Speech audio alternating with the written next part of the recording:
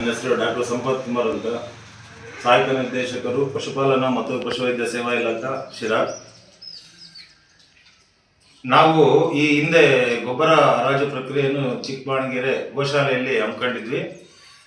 ಅದು ದಿನಾಂಕ 24/3/2026 ಮಂಗಳವಾರ ಮಾರ್ಚ್ ತಿಂಗಳಲ್ಲಿ. ಆ ಹರಾಜು ಪ್ರಕ್ರಿಯೆಯಲ್ಲಿ ಪಾಲ್ಗೊಂಡಿದ್ದ ಸುತ್ತಮುತ್ತಲಿನ ರೈತರು ಮತ್ತು ಸಾರ್ವಜನಿಕರು ಎಲ್ಲರೂ ಇಲ್ಲ, ಇದು ಗೋಶಾಲೆಯಿಂದ 35 ಕಿಲೋಮೀಟರ್ ದೂರ ಇರೋದ್ರಿಂದ ಆ ನಿಯಮಾವಳಿಗಳಿಗೆ ತಾವು ಒಂದು ಸ್ವಲ್ಪ ಸಡಿಲಿಕೆಗೊಂಡು ಹರಾಜು ಪ್ರಕ್ರಿಯೆ ಮಾಡಿದರೆ ಒಳ್ಳೆಯದು ಅಂತೇಳಿ ಮನವಿ ಮಾಡ್ಕೊಂಡ್ರು. ಇದರಂತೆ ಅಲ್ಲೇ ನೆರೆದಿದ್ದ ಎಲ್ಲ ರೈತರು ಸುಮಾರು ಆ ಲಾಟ್ ಫುಲ್ಲನ್ನ ಅಂದಾಜಿಸಿ ಒಂದೇನೆ ನಮ್ಮ ಗೋಶಾಲೆ ಇದರಲ್ಲಿ ನಡವಳಿಯಲ್ಲಿ ಬರೆದಿದ್ದಾರೆ. ಅಂದಾಜು ಈ ಲಾಟು 45ರಿಂದ 50 ಟನ್ ಬರುತ್ತೆ ಅಂತ ಬರೆದಿದ್ದಾರೆ. ಇದರಂತೆ ನಾವು ಏನು ಮಾಡಿದ್ವಿ, ಇದೆಲ್ಲ ರೈತರ ಮನವಿ ಮತ್ತೆ ಅಂದಾಜಿಸಿದ್ದು ಇದು ಎಲ್ಲ ಸೇರಿಬಿಟ್ಟು ನಾವು ಮಾನ್ಯ ಉಪನಿರ್ದೇಶಕರು ಪಶುಪಾಲನಾ ಮತ್ತು ಪಶುವೈದ್ಯ ಸೇವಾ ಇಲಾಖೆ ತುಮಕೂರು ಅವರಿಗೆ ಪತ್ರ ಬರೆದು ಈ ಥರ ಎಲ್ಲ ಮನವಿ ಮಾಡ್ಕೊಂಡ್ವಿ. ಅವರು ದಿನಾಂಕ 10ರಂದು ಒಂದು ಗೋಶಾಲಾ ನಿರ್ವಹಣಾ ಸಮಿತಿಯ ಸಭೆ ಇದೆ.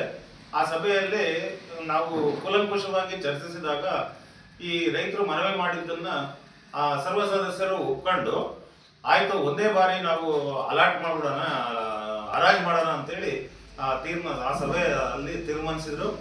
ಮತ್ತೆ ಒಂದೇ ಸರಿ ಹರಾಜು ಮಾಡೋದ್ರಿಂದ ನಾವೇನು ಗೊತ್ತಾ, ವೇಬ್ ಬ್ರಿಡ್ಜಿಗೆ ಹೋಗೋ ಅವಶ್ಯಕತೆ ಏನಿಲ್ಲ.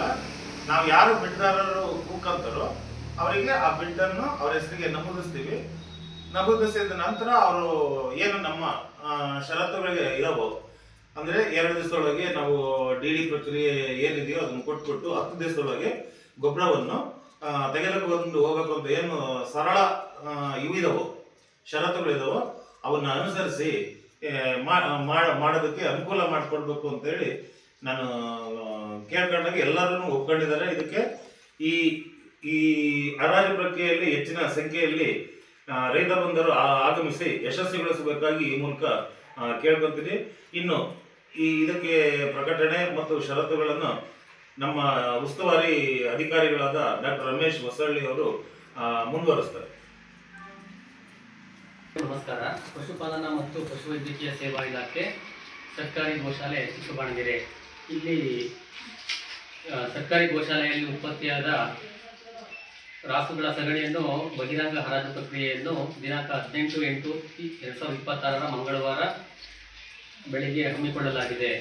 ಈ ಹರಾಜಿನಲ್ಲಿ ಭಾಗವಹಿಸುವ ಬಿಡುದಾರರು 20,000 ರೂಪಾಯಿಗಳ ಮೊತ್ತವನ್ನು ಹರಾಜು ನಡೆಯುವ ಸ್ಥಳದಲ್ಲಿ ಬೆಳಗ್ಗೆ 9:30ರಿಂದ 11:15 ಮುಂಗಡ ಠೇವಣಿ ಕಟ್ಟಿ ರಸೀದಿ ಪಡೆದು ಆಧಾರ್ ಪ್ರತಿಯನ್ನು ಸಲ್ಲಿಸಿ ನೋಂದಣಿ ಮಾಡಿಕೊಳ್ಳಬೇಕು. ಹಾಗೂ ಈ ಸಗಣಿ ಗೊಬ್ಬರವನ್ನು ಹರಾಜು ಪ್ರಕ್ರಿಯೆಯಲ್ಲಿ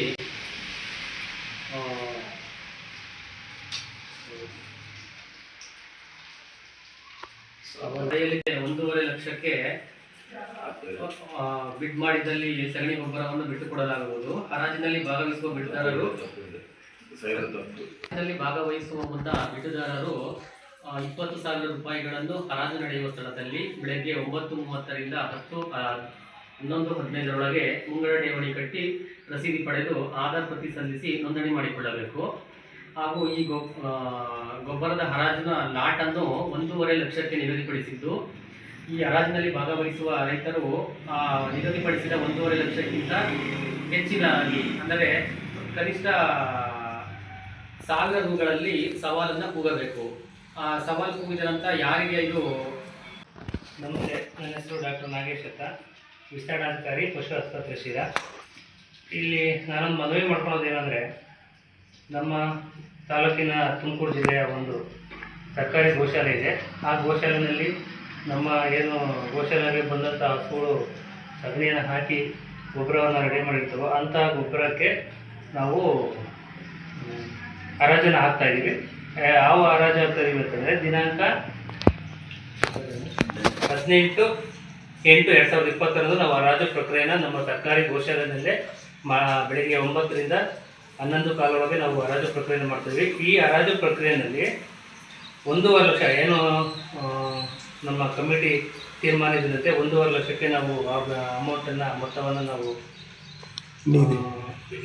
ತೀರ್ಮಾನಿಸಿದಂತೆ ಪ್ರತಿ ಕನಿಷ್ಠ ದರದ ಮೇಲೆ ಅಂದರೆ 1,000 ರೂಪಾಯಿನಲ್ಲಿ ಅವರು ಸವಾಲು ಮಾಡಬೇಕಾಗುತ್ತೆ. ಯಾರು ಯಶಸ್ವಿ ಬಿಡ್ಡುದಾರ ಇರ್ತಾರೋ ಅವರು 2 ದಿನಗಳೊಳಗೆ ಪೂರ್ತಿ ಅಮೌಂಟನ್ನು ಕಟ್ಟಿ ಗೊಬ್ಬರವನ್ನು ತೆಗೆದುಕೊಂಡು ಹೋಗಲು ಸೂಚಿಸಲಾಗಿದೆ. ಹಾಗೆ ಏನು ಹರಾಜಿನಲ್ಲಿ ಏನು ರೈತರು ಪಾಲ್ಗೊಂಡಿರ್ತಾರೋ ಅವರ ಮುಂಗಡ ಹಣವನ್ನು ಅಂದೇ ಎಲ್ಲ ರೈತರಿಗೆ ವಾಪಸ್ಸು ನೀಡಲಾಗುವುದು. ಠೇವಣಿ ಮೊತ್ತವನ್ನು ವಾಪಸ್ಸು ಮಾಡಲಾಗುವುದು ಅಷ್ಟೇ.